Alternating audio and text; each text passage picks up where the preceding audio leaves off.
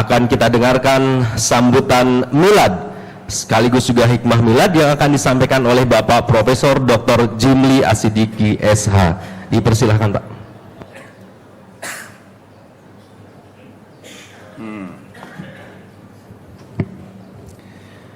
Assalamualaikum warahmatullahi wabarakatuh. A'udzubillahi minasyaitonirrajim. Bismillahirrahmanirrahim. Alhamdulillahirabbil alamin. Wassalatu wassalamu ala asrofil mursalin wa ala alihi wa ashabihi ajmain. Bapak-bapak, ibu-ibu, saudara-saudara sekalian, pertama mari kita bersyukur kepada Allah Subhanahu wa taala. Seperti biasa, pagi ini kita berkumpul di sini dalam rangka salat berjamaah dan sekaligus dalam rangka tahaddus bin nikmah, memperbaharui rasa syukur kita kepada Allah karena genap sekarang alhamdulillah Al-Azhar berusia 63 tahun. Seperti usia Rasulullah Sallallahu Alaihi Wasallam 63 tahun. Mudah-mudahan kita berdoa kepada Allah, Al-Azhar yang kita cintai ini terus berkembang, pantang surut ke belakang menuju kegemilangannya, sekaligus sebagai tanda kegemilangan umat Islam. Bapak-bapak, ibu-ibu, saudara-saudara sekalian, banyak yang bisa kita ambil petik hikmah dari peristiwa milad seperti ini. Di samping tahaddus bin nikmah, kita juga bermaksud untuk melakukan muhasabah, berhitung, introspeksi, apa kelebihan, apa kekurangan, apa yang sudah kita kerjakan dan apa yang belum. Dan yang ketiga, milad ini juga kita perlukan untuk membuat rencana, memperbaharui niat dan tekad kita untuk bekerja lebih baik, lebih keras menuju kegemilangan.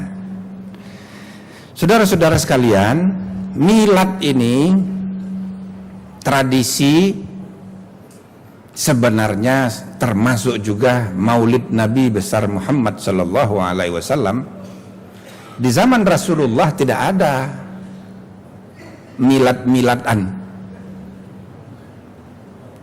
Maulid Nabi besar Muhammad sallallahu alaihi wasallam, setengah ulama berpendapat baru diperingati kurang lebih pada abad ke-12 atau 604 Hijriah. Ada klaim yang mengatakan Khalifah pertama Al-Muzaffar yang mengadakan Maulid Nabi Muhammad SAW pada tahun 604 Hijriah. Tapi sebagian ulama yang lain berpendapat adalah Salahuddin Al-Ayyubi pada 400-an yang dipakai untuk membangkitkan semangat, tekad dan semangat perjuangan umat dalam suasana perang salib. Salahuddin Al-Ayyubi yang pertama digambarkan sebagai yang mempelopori penyelenggaraan acara Maulid Nabi besar Muhammad sallallahu alaihi wasallam atau HUT. Tapi sebagian lagi para ulama berpendapat, aliran yang lain, pertama kali yang mengadakan Maulid Nabi itu adalah dinasti Fatimiyah, orang Syiah. Dan digambarkan bahwa dalam tradisi Syiah banyak sekali acara-acara, banyak sekali maulid-maulid yang diselenggarakan di Mesir pada sekitar tahun 362 Hijriah. Jadi sebelum abad ke-10, sekitar abad 9, abad ke-10 Miladiah. Orang Syiah ini banyak sekali tradisi ulang tahunnya. Nabi Muhammad diulang tahuni, Fatimah diulang tahuni, Sayyidina Ali diulang tahuni, Hasan Husain diulang tahuni juga. Bahkan sekelompok orang mengulang tahuni juga Nabi Isa alaihissalam, namanya Maulid Al-Masih. Kurang lebih itu sama dengan Natalan. Oleh karena itu sebagian kaum muslimin menganggap ini aliran sesat. Bapak Ibu saudara-saudara sekalian, terlepas dari beraneka ragam versi mengenai maulid, yang jelas tidak ada maulid Nabi besar Muhammad SAW di zaman Nabi, di zaman para sahabat dan para tabi'in. Tidak ada. Baru di kemudian hari secepat-cepatnya pada tahun 362 Hijriah pertama kali maulid diselenggarakan secara resmi. Nah sekarang ini sudah menjadi tradisi di seluruh dunia, maulid Nabi besar Muhammad sallallahu alaihi wasallam, apalagi maulid organisasi-organisasi, maulid pribadi-pribadi kita semua. Jadi ini sudah menjadi kebiasaan umum mengadakan maulid, termasuk Al-Azhar hari ini maulid milad yang ke-63 tahun. Saudara-saudara sekalian, makin lama umat Islam, masyarakat, umat manusia makin pragmatis. Makin lama orang tidak lagi menjadi syirik gara-gara hal-hal yang semula kita anggap bid'ah. Hal-hal yang bid'ah, ya, bid'ah disebut dolalah, menyesatkan, jikalau bid'ah itu di kemudian bisa membawa ke musyrikan. Dan di zaman sekarang makin lama orang makin fleksibel, sehingga hal-hal yang semula menimbulkan syirik itu tidak lagi menimbulkan syirik. Bahkan hal-hal yang tadinya tidak menimbulkan syirik malah bisa menyebabkan manusia menjadi syirik. Termasuk urusan batu, cincin, sekarang bisa membuat orang menjadi terjerumus ke kemusyrikan. Jadi karena itu saudara-saudara, mungkin jamaah sekalian, ada juga ini batu-batu cincin ini, tapi tidak tergolong yang syirik itu tadi. Tengoklah bagaimana misalnya kerasnya sejarah Islam mengenai berhala, mengenai patung. Di zaman sekarang sudah makin banyak patung, orang tidak lagi mempersoalkannya. Yang penting kaum muslimin bisa menjaga imannya, tidak terjerumus kepada kemusyrikan. Dan karena itu saudara-saudara sekalian, dunia itu tumbuh dan berkembang.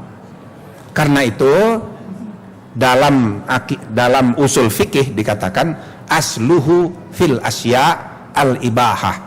Dalam urusan-urusan muamalat terutama, segala sesuatu itu aslinya adalah boleh sampai ada dalil yang mengharamkannya.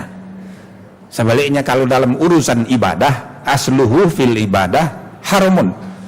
Dalam urusan ibadah semuanya diharamkan kecuali yang diperintahkan. Maka kita dalam urusan muamalat ini, termasuk pada hari ini kita mengadakan Maulid Al-Azhar, Milad Al-Azhar ke-63, kita anggap sebagai sesuatu yang ibahah, sesuatu bid'ah yang hasanah, inovasi yang baik. Karena itu mari kita isi acara Milad Al-Azhar ini untuk tahaddus bin nikmah. Kita senantiasa memperbaharui, ya, rasa syukur kita, syukur bin nikmah, syukur kepada Allah atas segala nikmat sukses yang telah kita alami selama 63 tahun. Sudah ada 145 unit, 145 unit, ya, kegiatan pendidikan mulai dari TK sampai ke universitas. Insya Allah mudah-mudahan terus kita kembangkan. Di samping unit-unit kegiatan sosial, unit-unit kegiatan dakwah, dan sekarang sudah mulai merambah kegiatan-kegiatan sosial ekonomi masyarakat, community development, dan lain-lain sebagainya, termasuk i-dakwah, i-waris, Ya.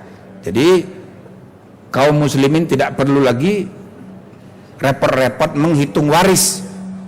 Begitu ada masalah langsung bisa berkonsultasi secara internet ke e-waris kita.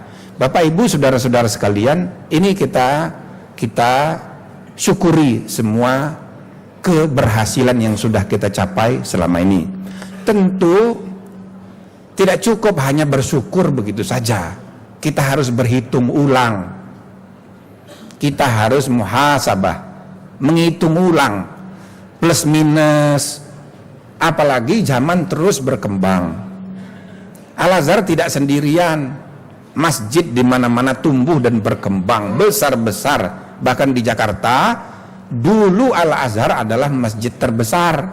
Sesudah Istiqlal dibangun oleh pemerintah, kita menjadi nomor 2. Dan sekarang ini mungkin sudah nomor 6 atau nomor 5. Sesudah di Ancol dibangun masjid besar sekali, jauh lebih besar lagi dari kompleks Al-Azhar dan Istiqlal. Maka lama-lama masjid kita ini tidak lagi menyandang posisi masjid terbesar di Jakarta. Dan juga saudara-saudara sekalian, organisasi partai politik Islam yang rata-rata dideklarasikan di masjid ini zaman dulu, sekarang ini pengurusnya pun sudah tidak pernah mampir lagi ke sini. Jadi memang situasi berkembang, keadaan berubah. Begitupun sekolahan.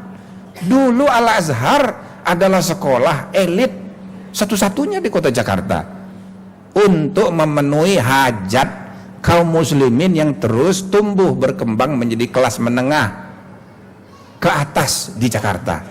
Sekarang ini Masya Allah banyak sekali, bukan hanya lembaga-lembaga pendidikan yang diselenggarakan oleh orang Indonesia, bahkan juga oleh orang asing, banyak sekali. Jikalau Al-Azhar tidak berhitung ulang tentang kedudukan dan perannya dalam masyarakat, maka niscaya kita bisa digilas oleh sejarah. Oleh karena itu, momentum ulang tahun ini mari kita pakai untuk berhitung. Kita mengkaji ulang, sambil dengan demikian membuat tekad baru, niat dan rencana yang lebih efektif, lebih keras untuk meningkatkan peran Al-Azhar ini di masa depan. Hanya dengan begitu saudara-saudara, kita bisa terus tampil menjadi saksi sejarah bagi perkembangan umat Islam dan bagi kemajuan bangsa kita. Banyak sekali lembaga-lembaga pendidikan muncul dan tenggelam dalam sejarah. Banyak sekali organisasi timbul dan kemudian tenggelam.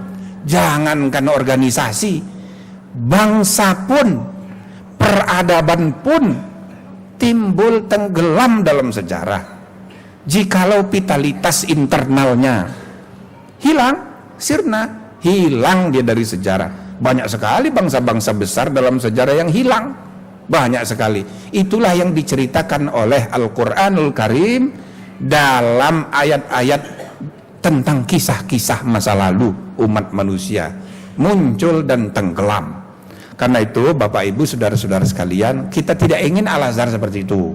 Al-Azhar sesuai dengan namanya menyandang ide, menyandang niat yang tulus, tekad yang kuat untuk membangun kegemilangan umat, dan itu artinya kegemilangan Al-Azhar sebagai tanda dari kegemilangan umat dan akhirnya kegemilangan kita sebagai bangsa muslim terbesar. Al-Azhar tidak lain artinya kegemilangan. Mari kita resapi makna yang paling dalam nama Al-Azhar itu, kita jadikan dia semangat baru untuk membuat rencana ke depan. Saya kira supaya tidak kesiangan, itu saja tambahan sambutan saya atas nama pembina Yayasan Pesantren Islam Al-Azhar yang menaungi Masjid Agung Al-Azhar dan lembaga-lembaga pendidikan Al-Azhar di seluruh tanah air.